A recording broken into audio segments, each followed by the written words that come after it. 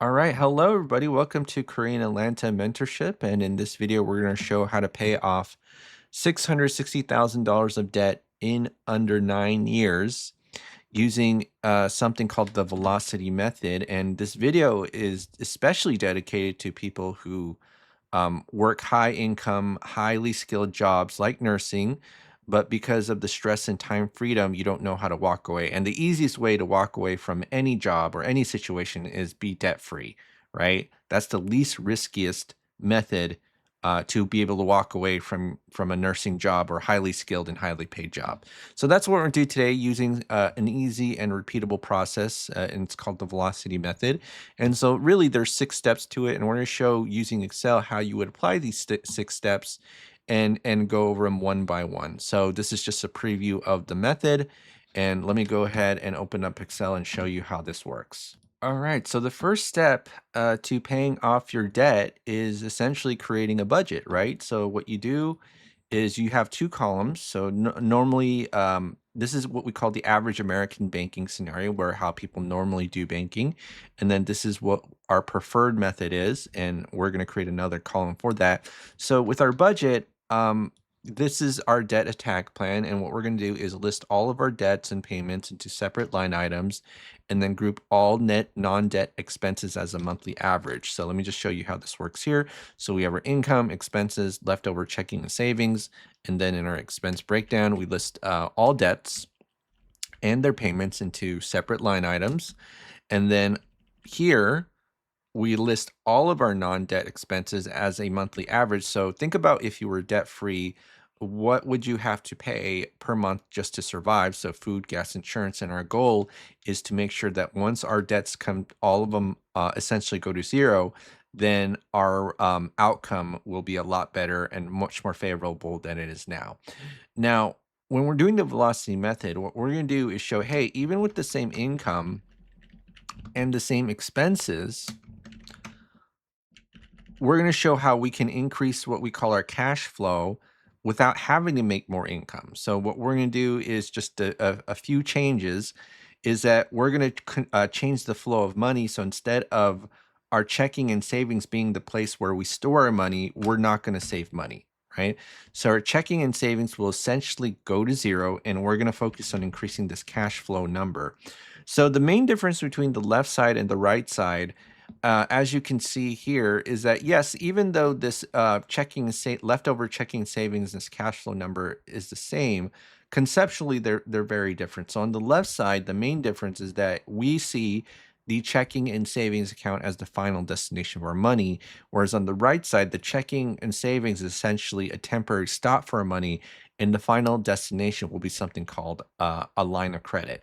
So what's a line of credit? Well, it's basically a financial tool where you could borrow money, pay it back, and then use it over and over again, right? So if you've never heard of a home equity line of credit or a personal line of credit, the main advantage that this will have is that as soon as you put money into it, you can get it out. And so you have the ultimate flexibility when it comes to paying off debt, unlike when you pay off, let's say, a credit card. So for example, if I put this whole $10,000 check into my $30,000 credit card balance, then I can't use this credit card to pay the other credit cards as well as the other debts, right? So that is why the main reason why we use a line of credit.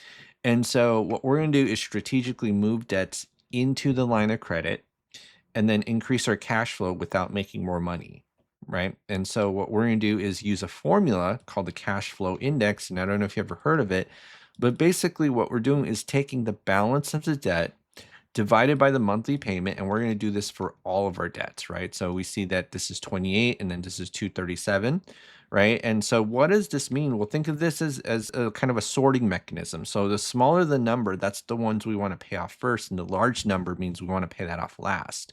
Okay, so why do we want to pay off, let's say, this 30-year mortgage last? Is because we think about bang for your buck. So we literally have to give someone $330,000 only for $1,300 of cash flow, right? Whereas we can just pay off this debt and this debt, 45,000, and we'll get more cash flow than the 30-year mortgage, which is why we need, yes, we need to pay it off, but we're going to pay it off last. Okay.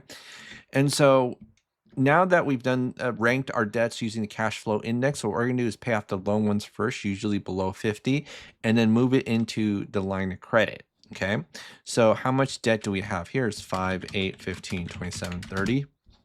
And I'm going to sum it up, and that's $85,000 of debt that we're going to move into the line of credit. And then guess what happens here? Oh my goodness, it's just like doing a credit card balance transfer, and these payments go to zero. And without making more money, this $716.29 turned into $3,543.79 in cash flow. So if you take a look at the spreadsheet, you'll notice that the income didn't change, right? The income was the same. We just kind of shifted some of our debts to somewhere else, right? And so the $716 magically turned into 3,400 or $3,543.79. Now, I'm going to address the elephant in the room, because you might be thinking, well, if I could get a line of credit, this would be incredible, but I can't. And the reason why you can't get a line of credit is because banks don't lend money to people who need it. So this is why it's actually beneficial for you to know the strategy before you even tackle on debt, so you would know how to pay off debt. And the reason why we demonstrate that you can get a free and clear line of credit here, even though you can't, it's actually easier to understand from an educational perspective of the importance of a line of credit. And so you will have to make some adjustments doing this strategy. And usually the only people, most people who can apply this strategy is people who've already taken out lines of credit and unfortunately have maxed them out. So getting a free and clear line of credit at this point is not going to be easy, because banks only lend money to people who don't need it, right?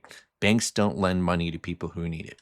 But given that, let's just assume that we are able to get a free and clear line of credit. Okay.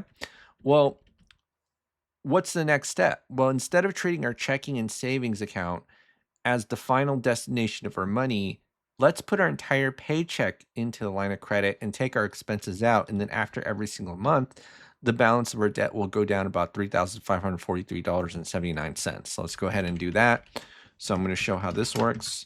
So to get the previous month or the next month's balance, it's the previous month's balance, interest minus our cash flow.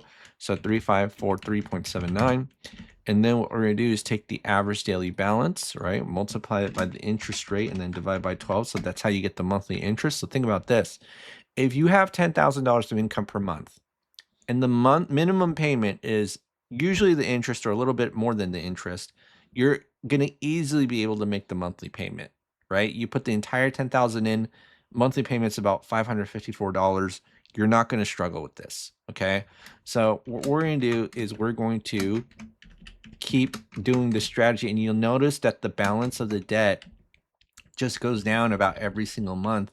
And then in 27 months, all right, this all the credit card debt that was transferred to the line of credit gets paid off. So 27 months for 85K. And that's what we're going to do for show for all of our debts. And now the remaining debts that we have is the auto loan, student loan, and the mortgage. So let's take a look at what the current balances are for those debts. And luckily we have this loan calculator to show us what these the current balances are. Now, most people, when they look at debts, all they do is focus on the interest rate, right? So what they would do is, if these were the 3 loans that are remaining, they'd say, hey, this student loan at 7%, or the student loan has the highest interest rate at 7%. Right? So therefore, I should focus on paying this off. Whereas the cash flow index says pay the 4% off first, because it's about bang for your buck, right? I have to pay only 25 grand to get $800 back in my cash flow. Whereas here, I have to pay 166 grand for $2,322. So it's a lot more that you have to pay for this 2,000 than for the 800. So that's why we focus on bang for a buck on this cash flow index. So that's what we're going to do, is move this into the line of credit. So I'm going to do that here. So this is going to be plus 25857.29. And then what we're going to do is that with this auto loan, this is going to go to 0. And now our cash flow has increased to $4,372.54. All right, so now let's go ahead and do this. I'm going to control paste this, and we're going to increase our cash flow to 4372.54. And we'll see when the debt gets paid off, and it gets paid off in 33 months, right? 33 months. We just repeat the same process, increase our cash flow, and then you'll see that it will get paid off in 33 months. So 33 months. And then this is going to be 85 plus 45. So how much is that? 85 plus 45. So that's 130K. And then this is going to be, so we have two more debts, which is the student loan and the mortgage. So it's going to be 33, 33. So now, next one is the student loan. So am I saying completely ignore the interest rate? Not necessarily. So if we have a low cash flow index, the interest rate is not as relevant. But if we have a higher cash flow index, so let's say above 50, we do have to care about the interest rate, especially with regards to a 30-year mortgage. So I'm not going to go into the entire mechanics about how the loans work with the interest rates and the cash flow index here. But because this is a very similar interest rate to the line of credit, we can safely move it. So let's go ahead and do that with the student loan. And I'm just going to go ahead and move the student loan here. So that's going to be plus 158,085.21. Okay, and then so what happens here is that now the student loan has been moved into the line of credit. This becomes 0, and our cash flow has increased to $6,694.71. And then so now I'm going to copy and paste this. Okay, so now this is going to be minus 6694.71. And let's see how long it takes off to pay off the student loan. And then as we copy and paste, we see that in 59 months, okay, 59 months, we've paid off the student loan. So not bad, all right? So this is going to be 130 plus 200. So that's going to be 330K in 59 months. And then last is a 30-year mortgage. So at 59 months, what's the balance of the 30-year mortgage? It's $294,000. Now, remember what this high cash flow index means. It means that there's a lot of balance for a little bit of payment. So some of the things that you might hear on the internet is, hey, always move a loan into the line of credit. And the answer is it depends, right? Because if I move this $294,000 that's currently at a 3% and I move the entire thing into an 8% line of credit, how much cash flow am I getting? I'm getting very little cash flow. So that's why it doesn't make sense to move the entire loan into a line of credit. But what most people don't know is that, hey, even if you use an 8% line of credit, and what you do is you move the loan into small pieces into that line of credit, we can have considerable interest savings and make it easy to pay off the debt. Okay, so let me just kind of show you here how that works. So what we're going to do is put in our current loan information, the amount we're moving into the line of credit, and our current income and expenses. So I've done this previously, so you don't have to watch me type in all the numbers, although I know some people do want to watch that. Here you can see it gets paid off in 3.8 years, right? And what I'm going to show you is just two things. Number one is that when you move an entire loan into a line of credit, it's an incredibly different outcome than doing it in small sweeps, right? So let me just kind of show you here so you see this gets paid off in 3.8 years and 18 grand, and then we move the entire loan into a line of credit. You'll see you pay 52 grand. So it's a lot more interest when you move the loan into the line of credit. And the other thing I want to show you is that, hey, even if, I know some people would be freaked out about you using 8% a line of credit to pay off the loan, right? Like, who wants to use an 8% line of credit to pay off a 3% loan? Well, let's say we had the best case scenario and some bank was willing to give you a 1% line of credit, right? Maybe a small amount, but a 1% line of credit instead of this 8. You'll notice that it makes relatively little difference, right? So obviously a lower interest rate does matter, but you can see it's 16.3 grand here with the 1% line of credit at 3.7 years versus 18.2 grand at 3.8 years at 8%. So yeah, there's a little difference, but the difference is incredibly negligible, right? So that's why, even if you use 15% interest rates, okay, it still is a negligible difference. And so that's why I'm saying using a small amount moving into line of credit is an incredibly different outcome than moving your entire loan into a line of credit. So if you're able to get a line of credit that's lower the interest, I'm sorry, a lower rate than the 3%, which I don't think exists, but I might be proven wrong, then yes, you can move the entire loan into a line of credit. But the most important thing that we have to know about this is that it's not about necessarily the interest rate of a line of credit. It's that we're paying off our 30-year mortgage last because it provides the least amount of cash flow compared to all of our debts, which is why we have this very big number right here. Okay. All right. So let me just kind of go back to the simple and repeatable process here. And let me go ahead and switch screens. So I'm going to do that right here. So as you can see, we created a budget, right? We used the cash flow index formula to rank our debts. We selected a line of credit as our main operating account, put our entire paycheck into the line of credit, took our expenses out, and then rinse and repeated over and over again. Now, I know there are some nuances to this, but this is what I call the 6-step process, right? Easy and repeatable process that everybody should be able to do. In fact, I would say the hardest thing about this is being able to get a line of credit, because most people try to get credit when they need the money. And if you've ever watched any of my other videos on this channel, I always say you need to get the money when you don't need it, right? You need to get credit. You need to get credit cards. You need to get lines of credit when you don't need the money, because banks don't know how to make money off of people who need it, right? And the other thing too is that banks have figured out throughout many, many years as an institution that people who need money don't pay you back. Okay. All right. Well, that's it for today, folks. This is Korean Atlanta mentorship.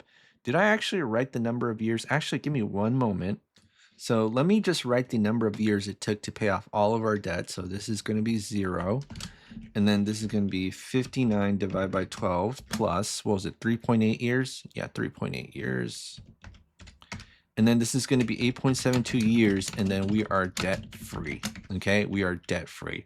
So yeah, that's it for today, folks. This is Korean Atlanta mentorship here with another video showing how we can be 8.72 years debt free for, I believe it was 660,000. Yeah, so let me just do this. 330 plus 2, actually 330 plus 330. So that'll be $660,000 of debt that we paid off in under 9 years. So if this is fascinating to you and you want to share this, make sure that you do share this video with other people, because this channel has an incredible problem that most people would not expect, which is that we have very view lows, but incredible watch times, right?